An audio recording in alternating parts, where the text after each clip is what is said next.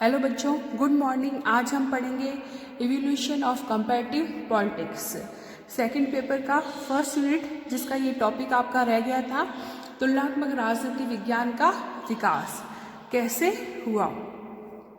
अगर हम तुलनात्मक राजनीति विज्ञान की बात करें तो तुलनात्मक राजनीति विज्ञान जो है वह केवल आधुनिक युग की देन नहीं है, बल्कि इसकी एक हिस्ट्री रही है। इसका एक और गौरवपूर्ण अतीत जो है वह रहा है। राजनीति विज्ञान का जनक आप सबको पता है कि अरस्तु को कहा जाता है। अगर हम तुलनात्मक राजनीति विज्ञान की बात करें तो उसका भी जनक अरस्तु को ही कहा जाता है। इसलिए उसके विकास में अरस्तु का जो है वह बहुत बड़ा योगदान है।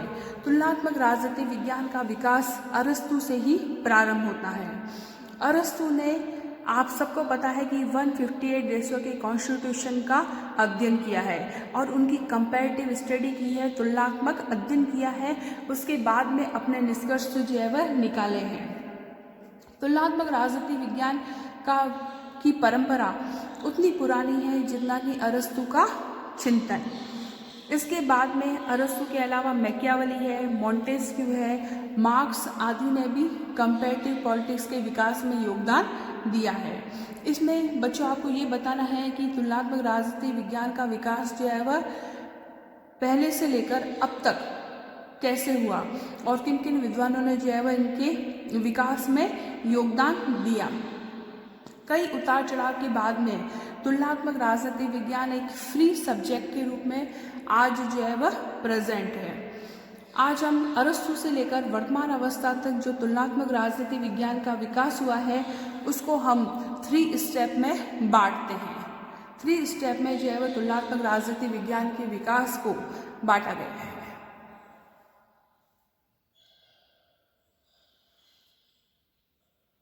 फर्स्ट, द्वितीय विश्व युद्ध तक तुलनात्मक राजनीति का विकास, evolution of comparative politics up to second world war.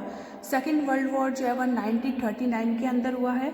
तो सेकेंड वर्ल्ड वॉर तक तुलनात्मक राजनीति विज्ञान का विकास फर्स्ट स्टेप है। सेकेंड स्टेप है कि सेकेंड वर्ल्ड वॉर के बाद में तुलनात्मक राजनीति विज्ञान का विकास जो है वह कैसे हुआ। एंड थर्ड है तुलनात्मक राजनीति विज्ञान की जो है वह प्रेजेंट सिचुएशन, प्रेजेंट पोजीशन। तो इन 3 आधारों पर हम तुलनात्मक राजनीति विज्ञान का विकास जो है वह पढ़ेंगे। सबसे पहले हम लेते हैं सेकेंड वर्ल्ड वॉर तक तुलनात्मक राजनीति विज्ञान का विकास। इसके अंदर हम लेंगे अरस्तु को, मॉन्टेस्क्यू को, मैकियावेली को। इन विचारकों के बारे में हम पढ़ेंगे कि उन्होंने तुलनात्मक राजनीति विज्ञान में क्या योगदान दिया है। अरस्तु तुलनात्मक राजनीति विज्ञान का जनक माना जाता है। इसके अलावा अरस्तु जो है वह ट्रेडिशनल अप्रोच का भी जनक माना जाता है। तुलनात्मक राजनीति विज्ञान के ट्रेडिशनल दृष्टिकोण का जनक अरस्तु को माना जाता है। अरस्तु ने 158 देशों के कॉन्स्टिट्यूशन का अध्ययन किया। उसके बाद में जो है वह क्या है, शासन प्रणालियों का क्रमबद्ध अध्ययन अरस्तु ने किया है। अरस्तु ने सबसे अच्छी और सबसे बुरी जो है वह शासन प्रणाली पर विचार व्यक्त किए हैं कि कौन सी शासन प्रणाली अच्छी है और कौन सी जो है वह सबसे बुरी है। आप सबको पता है कि अरस्तु ने इंडक्टिव मेथड का यूज़ किया है, आगमनात्मक पद्धति का यूज़ किया है। अरस्तु ने राजनीति विज्ञान को वैज्ञानिक दृष्टिकोण जो है वह अपनाने पर उन्होंने बल दिया है। उन्होंने राजनीति विज्ञान को वैज्ञानिक बनाने का जो है वह प्रयास अरस्तु ने ही किया है। अरस्तु ने विभिन्न शासन व्यवस्थाओं का अध्ययन किया है और उनके निष्कर्षों के आधार पर उन्होंने राज्य संबंधी सिद्धांत प्रतिपादित किए हैं। अरस्तु प्लेटो की तरह आदर्शवादी नहीं है, आइडियलिज्म को जो है वह फॉलो नहीं करता है, वो रियलिज्म को जो है वह फॉलो करता है। वास्तव में संसार में क्या हो रहा है, संसार की घटनाओं का प्रत्यक्ष देखकर उनके आधार पर जो है वह निष्कर्ष जो है वह निकालकर अपनी थ्योरी जो है वह व्यक्त करता है। वह प्लेटो की तरह आदर्शवादी नहीं है, बल्कि वो यथार्थ पर, रियल चीज़ों पर जो है वह बिलीव करता है। उसने सरकार और शासन व्यवस्थाओं का वर्गीकरण किया है। हमने पढ़ा है कि अरस्तु ने जो है वह शासन व्यवस्थाओं का वर्गीकरण, उसने सबसे पहले बताया मोनार्ची शासन होना चाहिए, कुलीन तंत्र होना चाहिए, प्रजातंत्र होना चाहिए। इस प्रकार जो है वो उन्होंने शासन व्यवस्थाओं को दो आधारों पर बांटा है, संख्या के आधार पर और नैतिक आधार पर। इसके बारे में हमने पहले पढ़ा था। तो एक तरह से अरस्तु ने जो है वह राजनीति विज्ञान को वैज्ञानिक बनाने पर जो है वह जोर दिया है। सेकेंड वर्ल्ड वॉर तक के टाइम पीरियड में अब हम लेंगे मैकियावेली और पुनः जागरण काल को। पुनः जागरण काल में मैकियावेली को जो है वह पुनः जागरण काल का जो है वह शिशु कहा जाता है, चाइल्ड ऑफ रिनेसेंस पीरियड जो है वह कहा जाता है मैकियावेली को, क्योंकि पुनः जागरण काल में जो है वह मनुष्य को ही हर चीज़ के लिए इम्पोर्टेंट जो है वह माना जाता था। इस काल में मानव को ही प्रत्येक वस्तु का मापदंड जो है वह माना जाने लगा। मैकियावेली का जो युग था वो इंटेलेक्चुअल पीरियड था, बौद्धिक युग जो है वह था। मैकियावेली ने राज्य कला और शासन कला के अध्ययन पर जोर दिया। मैकियावेली ने ये बताया कि एक राजा को जो है वह किस तरह से का होना चाहिए। मैकियावेली ने ये बताया कि एक राजा को लोमड़ी की तरह चालाक और उसमें जो है वह लॉयन की तरह उसमें बहुत सारी पावर होनी चाहिए।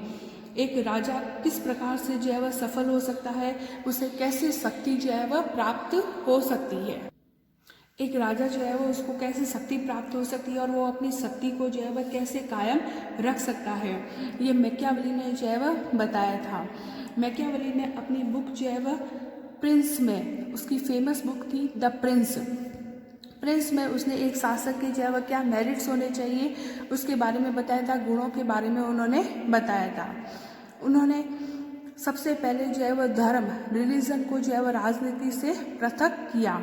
उन्होंने जो है वह जीवन की वास्तविक परिस्थितियों का अध्ययन करके जनरल जो है वह निष्कर्षण, कंक्लूजन उन्होंने निकाले।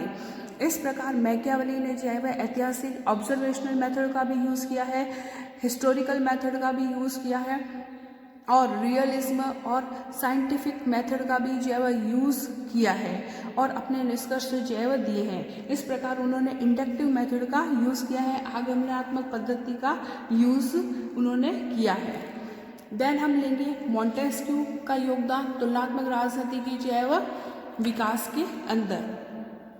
आप सबको पता है कि मॉन्टेस्क्यू ने अपनी फेमस बुक लिखी है द स्पिरिट ऑफ लॉ, जिसके अंदर उन्होंने शक्ति पृथक्करण सिद्धांत दिया है। मॉन्टेस्क्यू ने सर्वप्रथम शक्ति पृथक्करण का सिद्धांत दिया है। ये एक अमेरिकी थे।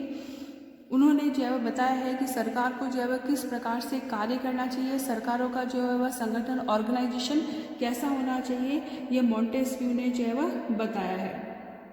मॉन्टेस्क्यू ने बताया है शक्तिपरण सिद्धांत में कि जो एग्जीक्यूटिव डिपार्टमेंट है वो जुडिशरी के कामों में इंटरफेयर नहीं करे, जुडिशरी जो है वह लेजिस्लेटिव के कामों में जो है वह इंटरफेयर नहीं करे। हर ऑर्गेनाइजेशन जो है वह अपने अपने लेवल पर अपना अपना वर्क जो है वह परफॉर्म करे।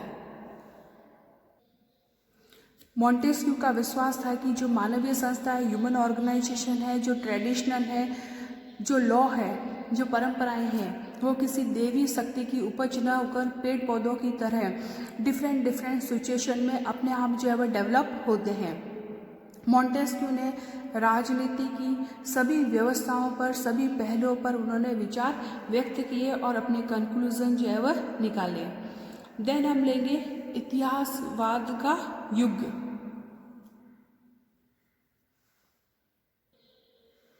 इतिहासवाद का युग।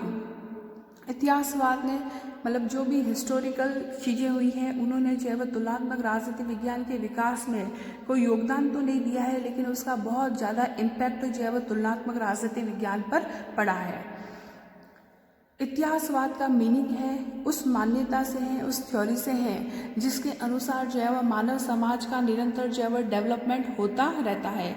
इतिहासवाद का मीनिंग है कि मनुष्य का विकास। इस सिद्धांत के अनुसार जो है वह सारा विश्व, सारा वर्ल्ड जो है वह एक ही डायरेक्शन में डेवलप हो रहा है, एक ही दिशा में जो है वह विकसित हो रहा है। वही हमारा क्या है, इतिहासवाद है। इतिहासवाद में जैसे हीगल हुए हैं, मार्क्स है, तो इनके विचारों में जो है वह क्या मतभेद जो है वह था। हीगल मानव जीवन का जो लक्ष्य है, जो एम है, वो आत्मा के मोक्ष को कहता है। आत्मा का मोक्ष जो है वो, आत्मा को मोक्ष जो है वह मिलना चाहिए। इस काम में जो है वह राज्य उसकी मदद करता है, क्योंकि राज्य पहले ईश्वर का प्रतिनिधि माना गया था। जबकि कार्ल मार्क्स के बारे में हमने पढ़ा है कि कार्ल मार्क्स का उद्देश्य क्या था, एक क्लास रहित जो है वह सोसाइटी की स्थापना करना, ये कार्ल मार्क्स का जो है वह उद्देश्य था। तो इस टाइप से विचारकों में जो है वह थोड़ा बहुत मतभेद जो है वह इतिहासवाद में रहा है। इतिहासवादियों ने राजनीति है, हिस्ट्री है, कल्चर है, रिलीजन से रिलेटेड सामग्री जो है वह कंपैरेटिव पॉलिटिक्स को अवेलेबल करवाई है। देन आता है विकासवाद का युग, डेवलपमेंट का जो युग रहा है उसके बारे में।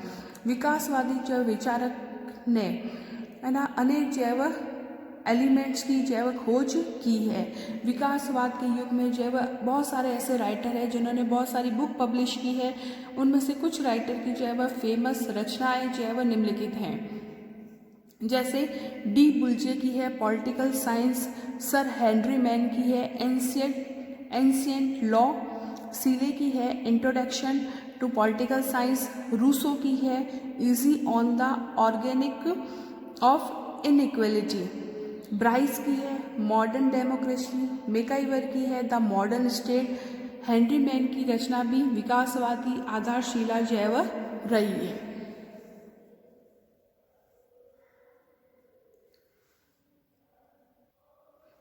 फिर हम लेंगे सेकेंड वर्ल्ड वॉर के बाद में तुलनात्मक राजनीति विज्ञान का विकास जो है वह कैसे हुआ। सेकेंड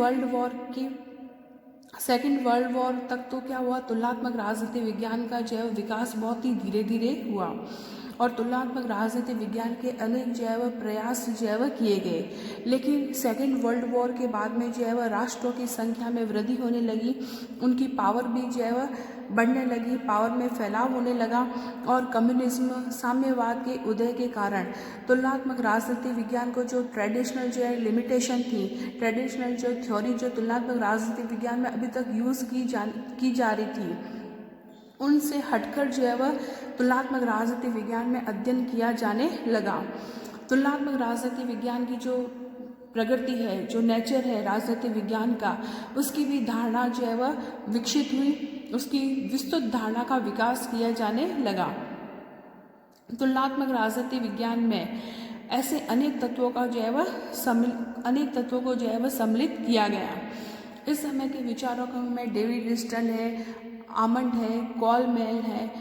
इन्होंने राजनीतिक सिद्धांत में तुलनात्मक विश्लेषण को व्यवस्था सिद्धांत के रूप में प्रतिपादित किया।